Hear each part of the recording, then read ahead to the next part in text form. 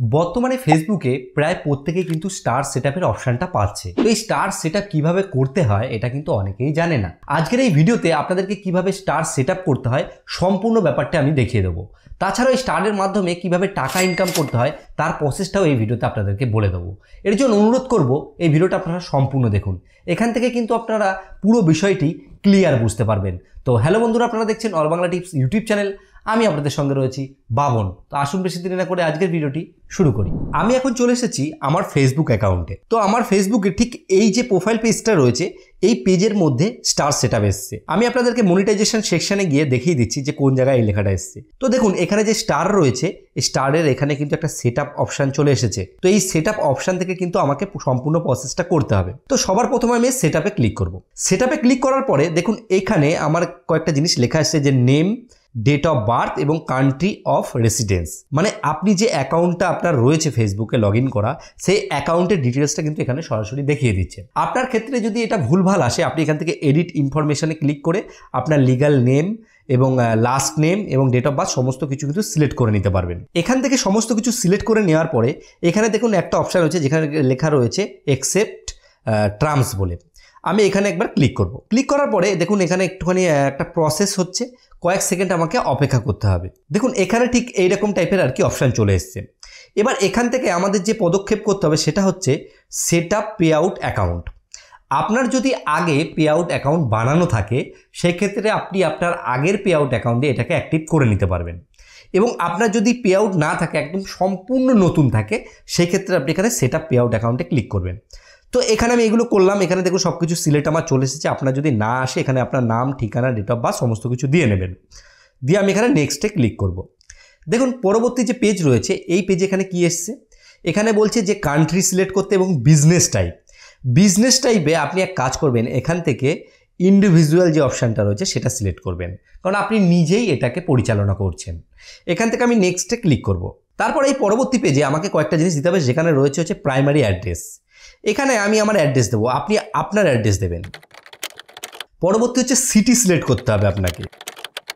তারপরে হচ্ছে state select করতে হবে আপনাকে। এখান থেকে আমি স্টেট ওয়েস্ট বেঙ্গল সিলেক্ট করে নিলাম। তারপরে এখানে পিনকোড দিতে হবে। তারপরে এখানে হচ্ছে ফোন নাম্বার দিতে হবে। তারপরে এখানে একটা ইমেল অ্যাকাউন্ট দিতে হবে। এইবার হচ্ছে ইমেল অ্যাকাউন্ট দেওয়ার পরে এখানে দেখুন একটা অপশান চলে আসবে যেখানে লেখা আছে পার্মানেন্ট অ্যাকাউন্ট নাম্বার, মানে প্যান নাম্বার দিতে হবে। আপনি যদি ইন্ডিয়া থেকে থাকেন তাহলে আপনাকে প্যান আইডি দিতে হবে। আপনি যদি বাংলাদেশ থেকে সেট আপ করেন সেই ক্ষেত্রে আপনাকে একটা টিআইএন নাম্বার দিতে হবে। এবার এই যে টিন নাম্বার রয়েছে এই নাম্বারটা কিভাবে জেনারেট করতে হয় এই বিষয়ে অলরেডি ইউটিউবে অনেক ভিডিও আছে যে কিভাবে টিন নাম্বার জেনারেট করতে হয়। এই ক্ষেত্রে ব্যাঙ্ক অ্যাকাউন্ট আপনি যার দেবেন এবং টিন আইডি যেটা আপনি তৈরি করছেন সেটা সেম নামে তৈরি করবেন, নাহলে কিন্তু পরবর্তীতে অসুবিধা হতে পারে। এখান থেকে আমি যেহেতু ইন্ডিয়া থেকে এখানে আমি প্যান নাম্বার দিয়ে নেব। তারপর এখানে অপশানে হচ্ছে ভ্যাট এবং জিএসটি নাম্বার। এটা দেখুন অপশানাল, এটা না দিলেও কোনো ব্যাপার না। এখানে আমি চেক সিলেক্ট করব। সিলেক্ট করার পরে এখানে দেখুন অপশান চলে এসছে নেক্সট বলে, আমি নেক্সট অপশানে ক্লিক করব। নেক্সট অপশানে ক্লিক করার পরে এখানে আমার কাছে তিনটে অপশান এসছে। একটা হচ্ছে ব্যাঙ্ক ট্রান্সফার, একটা হচ্ছে ওয়্যার ট্রান্সফার, একটা হচ্ছে পেপাল অ্যাকাউন্ট। দেখুন যদি ওয়্যার ট্রান্সফার করি সেই ক্ষেত্রে আমাদের মিনিমাম $100 হতে হবে।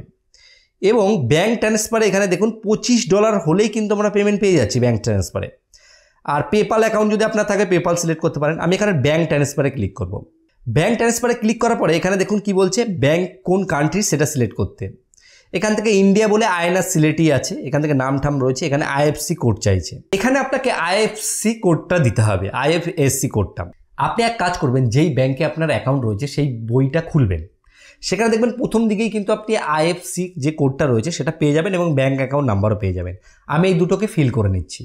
সমস্ত কিছু ফিল করার পরে এখান থেকে লিঙ্ক পে আউট মেথডে আমি ক্লিক করব। তারপর ঠিক আপনাদের কাছে এই পেজটা চলে আসবে যেখানে লেখা থাকবে অ্যাড ট্যাক্স ইনফো বলে। এই পেজে আসার পরে একটা সমস্যা আপনাদের হতে পারে, আপনাদের হয়তো লগ ইন পাসওয়ার্ড চাইতে পারে। এখান থেকে অ্যাড ট্যাক্স ইনফোতে ক্লিক করব।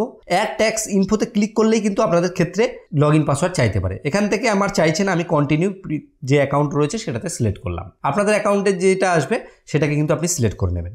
এখান থেকে আমি আবার কন্টিনিউ করছি, মানে দুটো পারমিশন চাইছে এই আর কি একটা প্রসেসের। তারপরে আমাদের কাছে এরকম একটা পেজ চলে আসবে যেখানে আমাদেরকে প্রথমে এইটাকে কি করতে হবে, যে আর ইউ ইউএস সিটিজেন, মানে আপনি ইউএসএ সিটিজেন কিনা আমায় জিজ্ঞেস করছেন, এটা আমি নো করব কারণ আমরা নয়।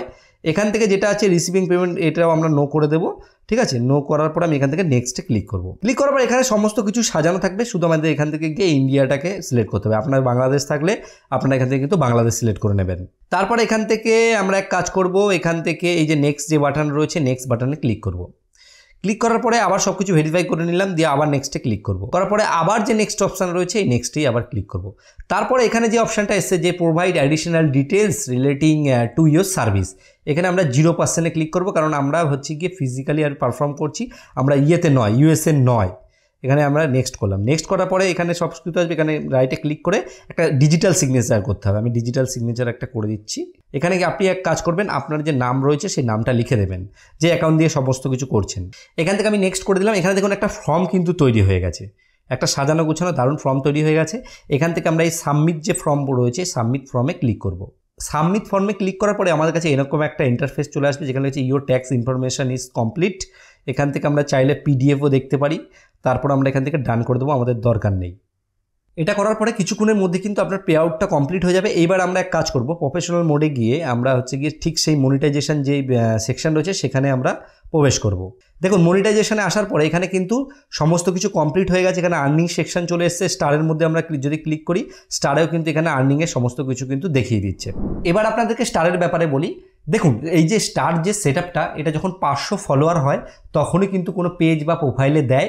এবং এই স্টার থেকে টাকা ইনকাম করার যে পদ্ধতি যদি সেটা আমরা খেয়াল করি, সেটা হচ্ছে আমরা যদি কোনো লাইভ স্ট্রিম করি সেখানে কেউ স্টার দিতে পারবে। তাছাড়া যদি আমরা কোনো ভিডিও আপলোড করি সেখানে কেউ স্টার দিতে পারবে। এবং আমরা যদি ফটো আপলোড করি সেই ফটোতেও কিন্তু কেউ স্টার দিতে পারবে।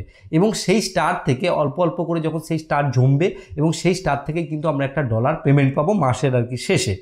এবার ব্যাপার হচ্ছে যদি আপনাদেরকে কেউ একটা স্টার পায় বা 2টো স্টার পাঠায় সেক্ষেত্রে কতটা পয়সা হয় সেটা ক্যালকুলেট করে আপনাদেরকে অন্য কোনো একটা ভিডিওতে আমি সেটা ডিটেলসে আপনাদের সাথে আলোচনা করব।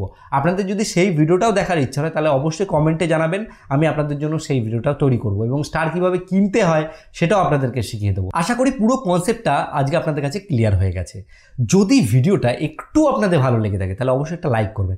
লাইক করলে কী হয় বলুন তো, ভিডিও করার যে আগ্রহ সেটা বাড়তে থাকে। বন্ধুদেরকে শেয়ার করুন, তারাও তাহলে এই বিষয়টিতে জানতে পারবে।